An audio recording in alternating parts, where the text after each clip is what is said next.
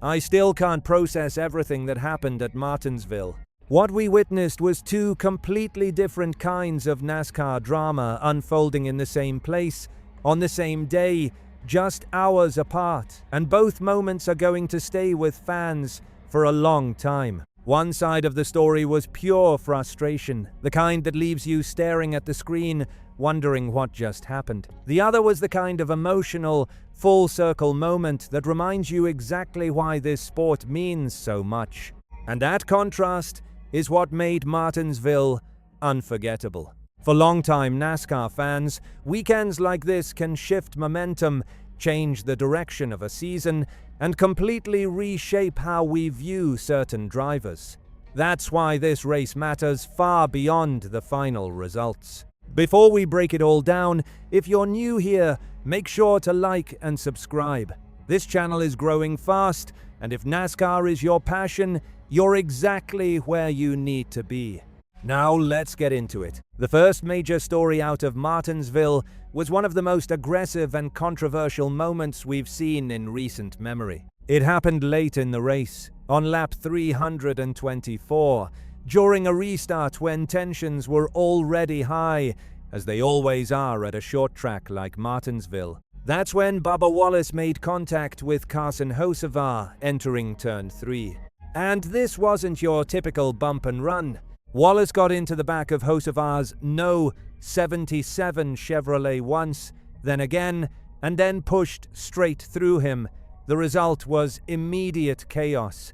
Cars behind them had nowhere to go, and within seconds, a massive pile-up swept through the field. Several contenders were caught in the wreck, and in one moment, the entire race changed. What made the incident so confusing for many fans was that, on replay, Hocevar didn't appear to do anything that clearly justified such an aggressive response. Yes, the two had gone 3 wide earlier in the race, and Wallace was visibly unhappy about it, but this felt like a huge escalation. Afterward, Wallace admitted he misjudged the situation.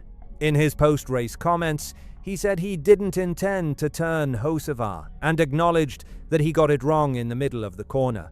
But by then, the damage was done. Hocevar somehow managed to recover and finish 15th, a remarkable result considering the impact. Wallace, on the other hand, ended his day with a wrecked car and a 36th place DNF, and that result hurts.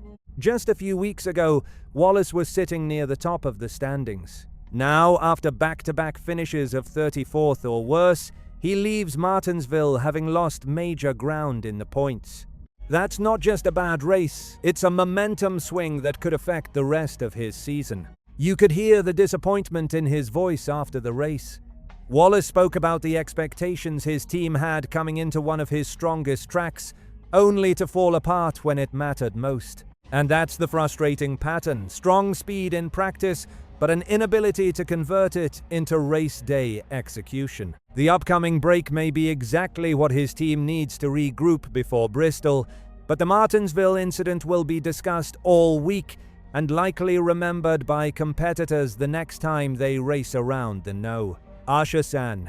But while that side of Martinsville was filled with tension, the other side delivered one of the best stories of the season. Chase Elliott finally broke through. His first win of the year, the 22nd of his career, and one that came through patience, execution, and strategy.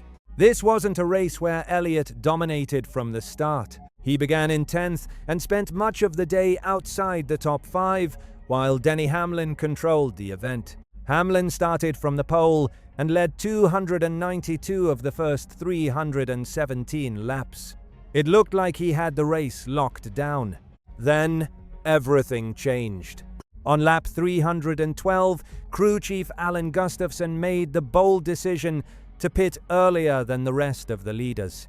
It was a gamble, a call that could either win the race or backfire completely. This time, it worked to perfection. When the caution came out, Elliott suddenly gained the track position he needed. On the restart, Ross Chastain briefly inherited the lead by staying out, but Elliott quickly moved past him and never looked back. He led the final 69 laps and held off Hamlin by just over half a second.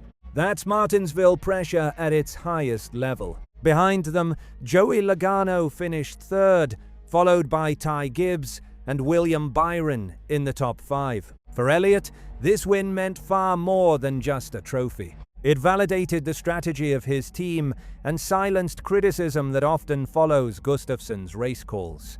Even Rick Hendrick reportedly reminded the team before the race that the season is a marathon, not a sprint, and that mindset paid off. What made the victory even more meaningful was the timing.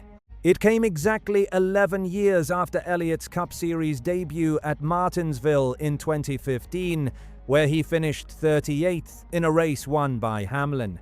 Now, over a decade later, he returned to the same track and defeated Hamlin to claim victory himself.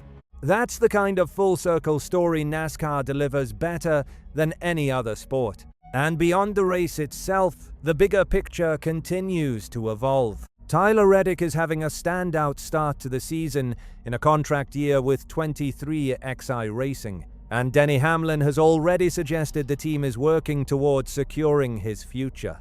Meanwhile, NASCAR has announced its list of nominees for the 2027 Hall of Fame class, with names such as Kevin Harvick, Jeff Burton, and Greg Biffle under consideration.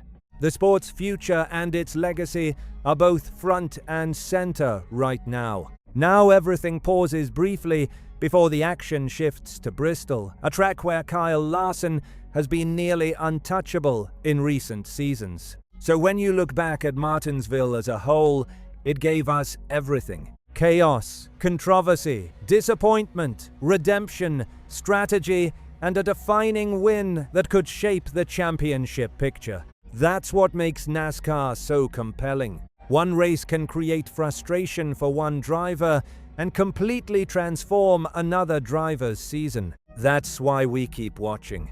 So now I want to hear your take. What did you think about Bubba Wallace's move on Carson Hocevar?